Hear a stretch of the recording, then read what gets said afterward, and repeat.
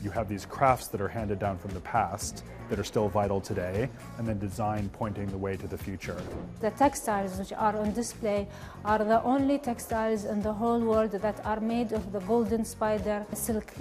Each of these carpets will live so much more than us. They will overlive like many, many generations.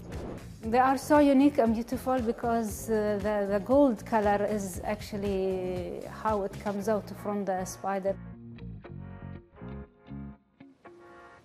Hello, welcome to Qatar 365. I'm Adil Halim, and on this episode, we explore the textile industry. Laila Humaira introduces us to the sacred rituals women weavers of Afghanistan have practiced for generations. But first, we're at the Museum of Islamic Art for a new exhibition that explores the remarkable world of golden spider silk.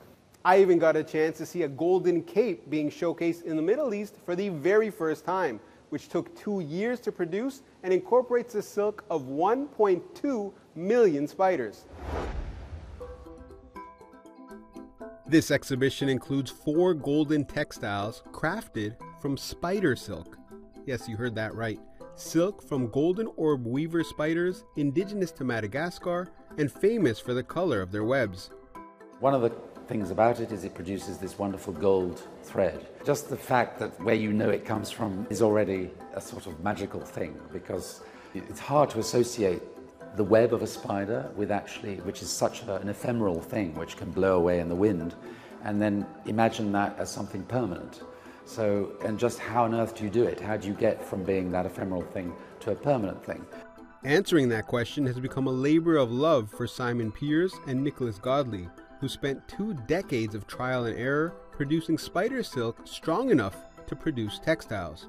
So every day we have quite a number of people going out in the town with long bamboos, just catching spiders, putting them in a box, bringing back to the place which we call the spidery, which is where we extract the silk, and then in the afternoon put them back in the box and they are released back into the wild. So it's not in our interest at all to kill the spider. We want to keep the spider alive. Interest in spider silk goes back centuries, but these pieces are the only examples of golden spider silk in the world.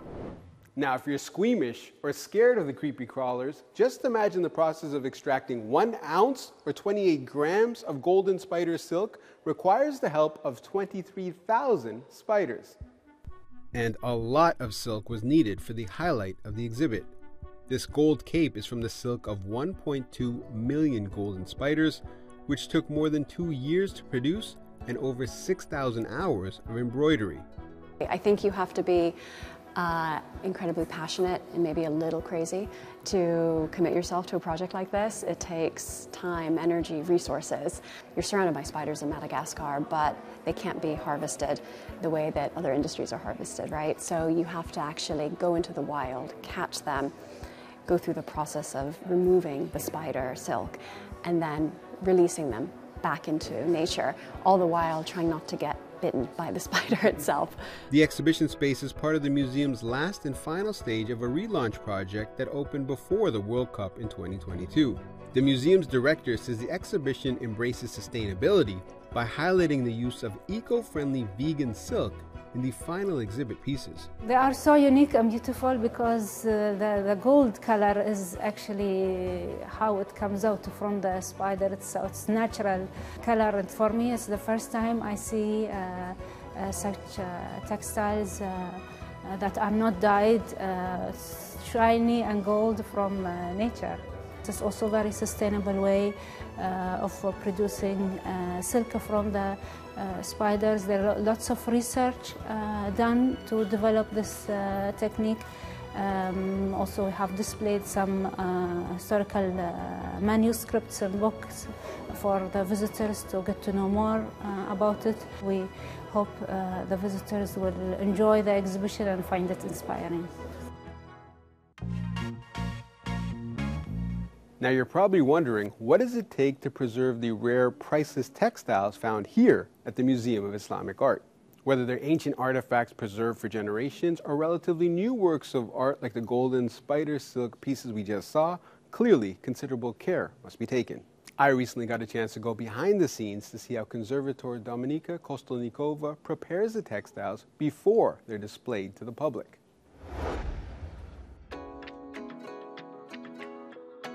Dominica, there's a big focus on textiles here at the Museum of Islamic Art. Can you walk us through the process of how you restore and preserve some of these items?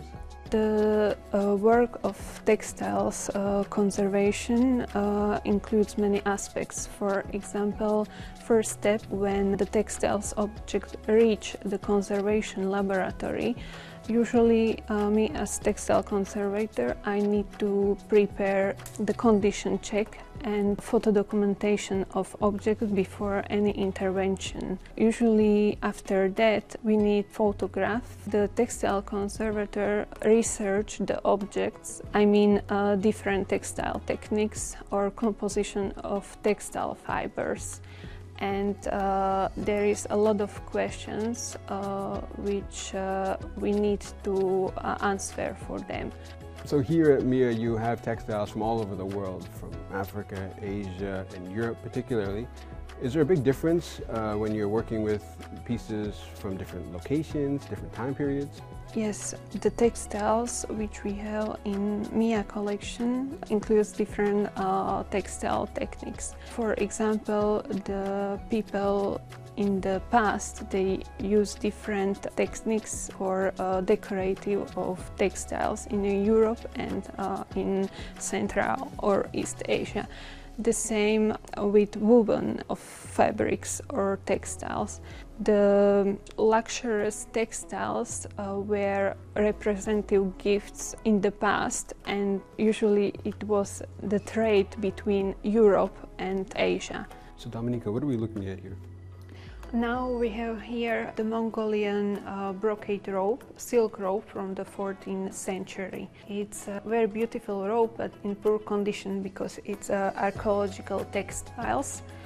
And now I start with humidification and flattening of creases and folds, which we can see here in this place. It's very specific brocade robe, because brocade is very specific shuttle woven fabric where the people use the metal threads. It means usually gold or silver threads. And in this case, especially because brocade textiles are very specific and looks very luxurious, and in the past were very expensive. So it's the most beautiful textile for me. The intricate work behind creating a piece of textile makes it more than just a skill. In some communities, the art of weaving has been passed down through generations. At Design Doha, Qatar Museum's new Biennale, a special exhibition is putting an innovative spin on an ancient craft, and Laila Humaira got an inside look.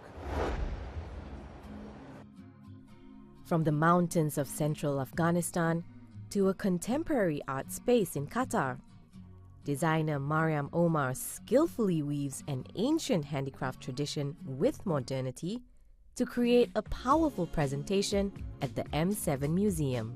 I wanted to celebrate the carpet weavers, actually, that are carrying these centuries-old tradition of carpet weaving in Afghanistan. Mariam spent 10 months closely interacting with the carpet weavers who went on to help her create the rugs on display. And I wanted my inspiration to be the person who is weaving. What is it about them, about their weaving hands, about their sounds, their voices, their environment, their stories, their personalities, their colors?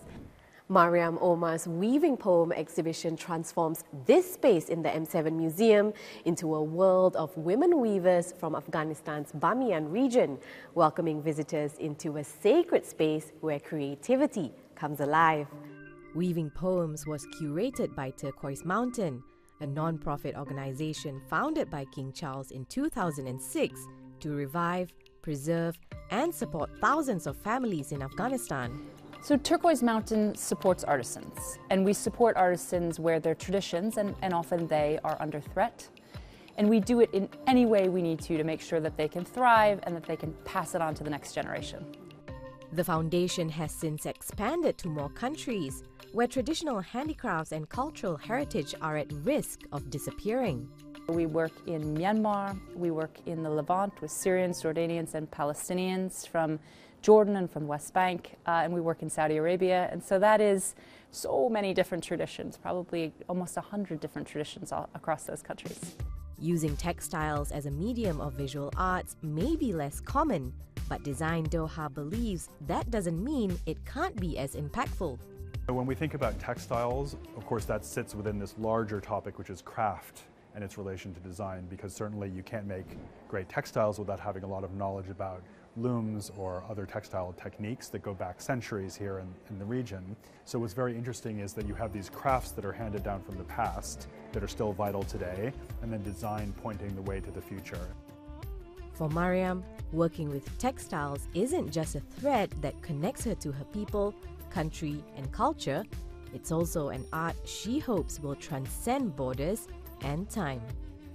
My hope is that the visitors will look at these carpets and they will understand the value that carpet weaving, this extremely old tradition of handmade woven carpets, still carry in today's design scene and today's interior. That each of these carpets will live so much more than us. They will overlive like many, many generations. They will still be alive. This value that these people create with their hands, I always say, and not at the time. From Madagascar's spiders spawning gold silk to Afghanistan's rich carpet weaving tradition, we hope you enjoyed this episode. But that's all the time we have for now. For more, check out Euronews.com and connect with us through our hashtag. Thanks for watching, and we'll see you next time on Qatar 365.